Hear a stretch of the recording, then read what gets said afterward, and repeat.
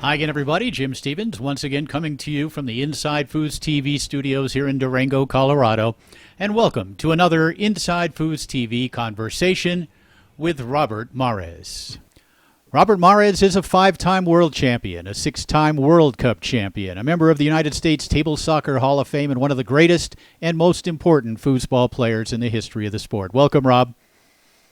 Wow, thanks for the intro, Jim. I'm blushing already. Rob was also one of the stars of the recent movie Foosballers. Tell us a little bit about the process of making that movie. And it looked like a lot of fun, and you were in it as much as anybody was. Heslinga and his boys, they put in some hours. They traveled all over the nation. They were at several tournaments. They were here at my house.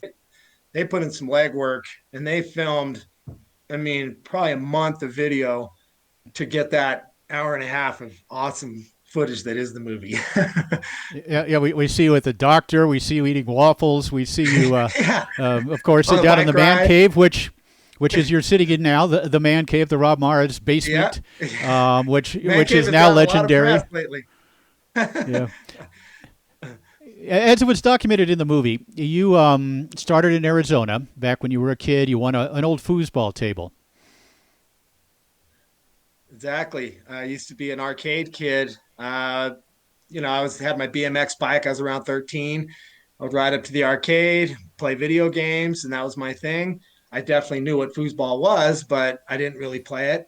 And yeah, they were upgrading all their tables, and they were giving away the piece of junk table in the corner for free. And I put my name in the hat, and they pulled my name out. The rest is history. The rest is history, no doubt about it. And also documented in the movie, in the early 1990s, you hit the road with Terry Moore, Evan Stachlik, and I think Bill Partridge might have been in there as well, the old San Diego player. And you traveled all over the country to tournaments in a minivan. You got any good stories from the road? Oh God, endless amount of good stories. One of the few things that I wish was in the movie, because the movie's almost perfect to me. One of the few things I wish was in the movie, they should have said that, the first year Terry was touring around in that little crappy car, and then the second year he got the van. Well, he won the worlds at the end of that first year and used his world's money to buy that van. So I just thought that was a Aha. good key point. His dedication had him out on the road in that little dangerous setup, but when he did win, he van. And yeah, that's when the real fun was. Trying to think of the good stories. God, there's so many. One that just jumps off the page to me is when, Terry likes fireworks a lot, and I love them too. So there's one thing we Mhm. both had in common. So when we were back east, we would hit these fireworks grocery stores, basically. They're huge warehouses. And Terry was totally cool with us stocking up and like hiding them in the van and bringing them home. So shooting fireworks all over the place. Fireworks stories, that's just a fun thing that me and Terry both, like to do. Big kid in us all. I can see the headline now. Foos van explodes in hotel parking lot. Yeah, exactly. Um, your man cave is quite exceptional, by the way, as those of you watching can see in the background, and if you've seen the movie, the kiss stuff, the trophies, and of course Tony at the end of the movie making fun of you, wondering which trophy was the best trophy, and that was a classic moment in the movie as well. Talk a little bit about your reaction to Tony's sort of mocking of you at the end. um, I got a huge kick out of it. I really did. And I'm just used to Tony doing that. He's really funny like that. He likes to he'll get a foosball clip of something like the 96 ESPN, me and Tommy and Lewis and all of us playing. Tony knows that clip verbatim. He can recite any part of it. That's just the way he is with stuff. So when he got a hold of that trailer, he memorized it. And so when he was at, how's that not? You're watching good ball. How's that not the sweetest video? He was just doing what he does, having fun. And yes, he is mocking me. And he sent that to Heslinga on his iPhone. That wasn't really meant to even be in the movie, but Joe has such a good eye for what's funny. And he could tell that was good. And so he put it in there Yeah. and surprised everybody with it. But that little clip at the end has gotten so much attention. And even my wife was like, you can really tell how good of friends you and Tony are because he's straight mocking you and you're cracking up about it. It's fun. I go, it's funny. She's like, it is funny. So it's very genuine. It's great. It just shows what good of buddies we are, I guess.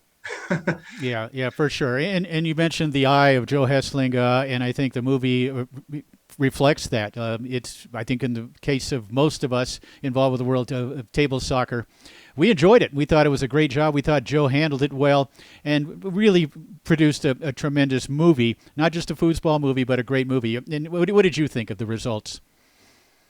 Wow, I was so blown away. Joe really showed us what a pro he is, and his crew.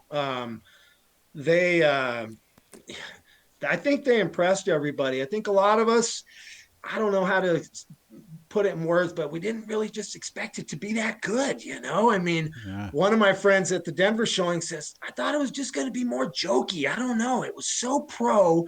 And I mean, it brought emotions out in us and it just showed so much the human side of all of us and just the techniques. And God, he did a lot in a short amount of time. I was really impressed. Yeah, as was I. All right, let's get back to your career. So you tour the country, you learn incredible amounts about the game of foosball, hanging out with Terry Moore, hitting the road, hitting all these tournaments, and then you finally break through. Was it 94 Masters was your first win? Well, yeah. And if you think of the timing of it all, okay, I already told you Terry won the world and bought that van. Then I Mm-hmm. hop in with Terry while he is the current world champ and number one ranked player. 1992. Yeah, 92 was when you won it. 90, yeah. So Mm-hmm. 93 is when we were touring and Mm-hmm. he had the van and he was the number one ranked player. And man, he was dominant too. I mean, he was Yep. the Tony of that day or whoever your guy Yep. is. But he really did win more tournaments than anybody during that period. And so for me, what a blessing to be able to tour with the top guy of the time. And he and I, of course, became such good buddies. Okay, so back to the timeline. That's all during '93. The end of Okay. '93, I end up moving to Denver, and now Mm-hmm. I'm in Denver at the start of '94, and I'm playing every week with Spear, Trevino, Yeah. Lafredo. All those guys are still active. Rudnicki. I mean, all of the greats are still active. And then what is May is the was the Masters back then. So Mm-hmm. 5 months Yep. May of later, '94. I end up meeting Terry in the finals of Master Singles, Yeah. and nobody knew my game better than Terry when he dropped me off. But now, 6 months later, practicing with Todd and Spear and these guys, I got a Mm-hmm. few new wrinkles in my game. They sharpened to beat me up a little bit, put a different edge on me, and I surprised the heck out of Terry and won the Master Singles in '94. So yeah, I moved Yep. up here and right away just took off. It was great. Understandably. Yeah, and then you pair up with Tommy Atkinson, and I believe it was '96. You won your world championship with Tommy, who already back in 1993 had almost tripled at the world championship, and was still a relatively young player, but fiery and fast. Could play both positions, and that was kind of a benefit when you two played together because both of you could play either goalie or forward, and you ended up winning a world title. Yeah, Tommy was the other top dog back then. I mean, Terry was pretty dominant, but Tommy was right in there, man. I mean, he was the monster of the Midwest. But during my time touring with Terry, it allowed me the chance to make an impression on guys like Tommy. And pretty soon he notices me, and I'm giving him a hard time here and there, and he's pretty soon we started realizing that maybe he and I could be a good team together. I did play with Weidman in there a little bit when I first moved to thing going. I didn't really have a good partner, and Tommy needed a partner at that time, and he and I, once we got together, yeah, that was wildfire there. And then, of course, multiple appearances in the open singles final at the World Championships. Never quite broke through yet.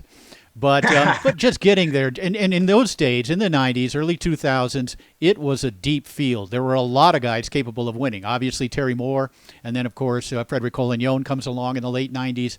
But really, there were a whole bunch of guys capable of winning. Oh yeah, the brackets were so massive back then. I mean, I remember winning my page at Worlds one year in singles, and I was so stoked. And I was like looking for Scotty or whoever my partner was like, "Hey, I just won my page." And we went over and we started counting and figuring it out. I was in ninth. I was in ninth place. I thought I was like playing for the winners or something. It was Yeah. that huge. It was 864 team pages. It was Yeah. crazy. And yeah, I broke through to the finals a number of times. Sure, I never did actually pinch that thing. Came down to a couple balls here and there. To me, there's no shame in losing that final. Obviously, I wish I had won one of those, and I might surprise everybody and pull that thing off. But God, talk about some worthy competitors, man. If you look at to face in those finals, and not to mention the list of people I had to beat to get there, man, those are some bloodbaths back then. I mean, Yes, they seriously, were. good stuff All though. right. So it was in the 90s, turned to the 2000s, and then in the early 2000s, you became the first top player to really go international. You started going over to Europe at the international event over there, the World Championships held by the ITSF in the very early days of the ITSF, and you started to compete internationally. Yeah, that was a real blessing for me because, playing this long, being just so immersed in it for so long, sometimes you get, burnout stages and sometimes you need something fresh, something different, something new. And the international foosball came along at a perfect time for me. Thank God I was able to qualify those first few years to get the luxury of going over there. And I loved it. I loved it. It was a whole new challenge. It was a valid challenge because many people in their tournaments, they have just as big a tournaments, just as big a prize money. There was really nothing left for us to say, oh, ours has kind of got the tradition and all that stuff. But going over there and playing those guys on their tables was the biggest eye-opening experiences. And it also was a very complete feeling to know that you really have played everybody in the world on their tables and all Yeah. the best players, and you've really done it now. There's a very complete feeling is the best word I can get for it, to know that you really have seen it all kind of now, kind of. Yeah, and you were the first guy over there, and other players followed. Of course, the first World Cup event in 2006, you were a member of that team, which was surprisingly finishing fifth in that event after one of the greatest matches of all time on that Saturday night, which none of us will ever forget, in Hamburg. You ended up losing to France, and that had to be a tough, kind of a bitter loss.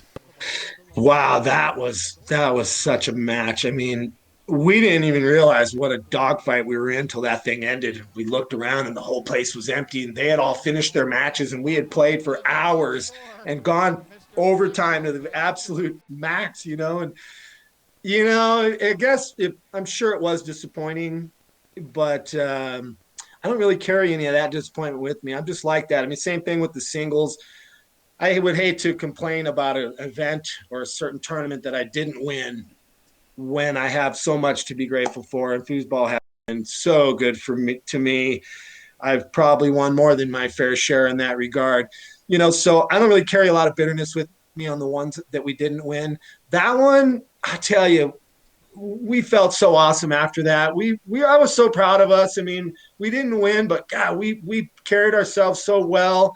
Everybody was so impressed with how we played, and it was an awesome experience. I mean, of course, if you could rewrite it to where you won and all that stuff, but God, it was so great. It was a perfect experience. Yeah. It really was. Yeah, Mm-hmm. and for me as well, I literally stood up for 4 hours that Saturday evening and left there just shaking my head at what I have seen. And I've titled it "Foosball's Finest Moment." To me, it's the greatest match that, for a variety of reasons, that the sport has ever seen.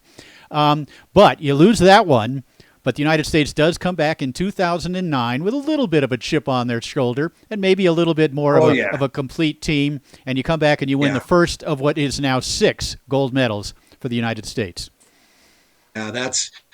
It's so crazy to think of the history of it all, and then thinking to that first one when we lost that semifinal or whatever it was,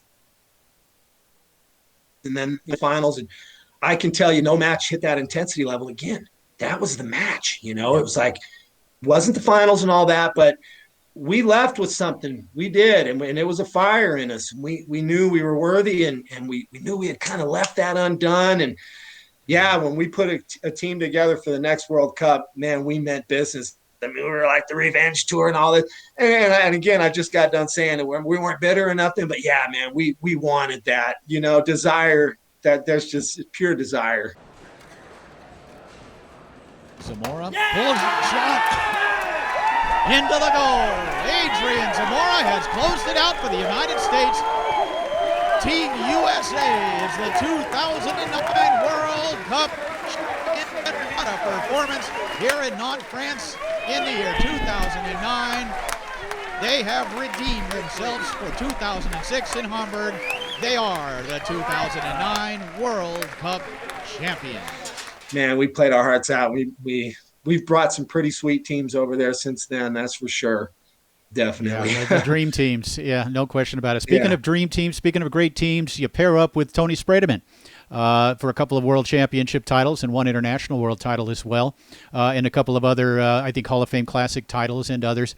Tell us a little bit about what it's like to play with a guy who is a perfectionist, a guy that plays the game at such a level, and is also a great teammate. Talk a little bit about your relationship as a team and as a friend with Tony Spredeman.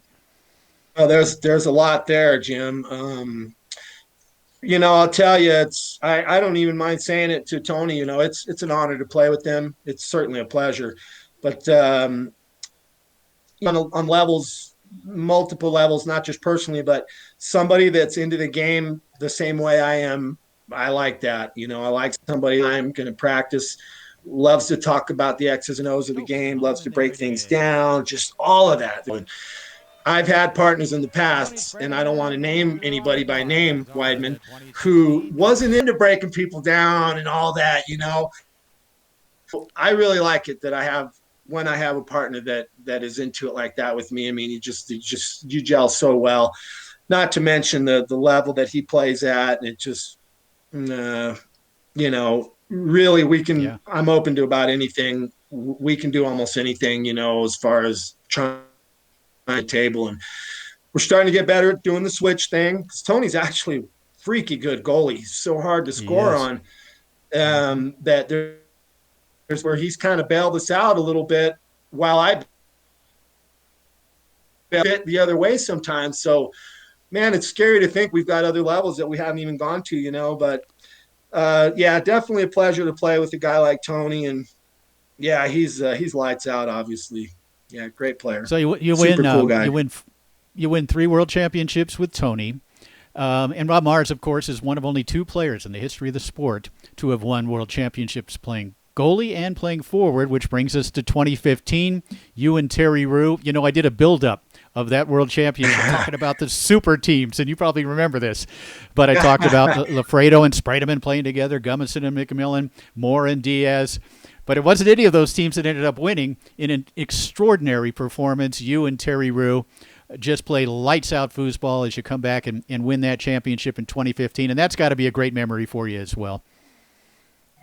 Yeah, that is an awesome memory, Jim. And the funny to use that word, because I don't have a lot of memory of that match. I was like really super focused out, man. Yeah, it was a really different thing for me. I have experienced that before, but never at such a high level, on such a big stage against such great players. Just at all, just that match or set of matches that day for me was like everything foosball that I had ever been, all coming together like on a needlepoint, man, at one time, mentally, physically, the timing, just everything. It was just like otherworldly kind of experience. Really weird.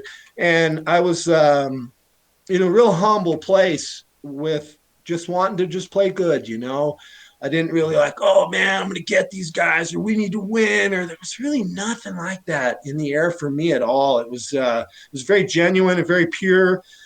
I really just wanted to show that I belonged, that I could play as good as these guys, and that's where it took me. It wasn't like a lot of people think like, man, you were on a mission to beat those guys. It was weird. It was really awesome though. I'm very blessed to have experienced that in any capacity in life, that level of concentration.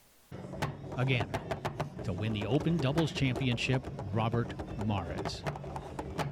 Strokes it home, and there it is.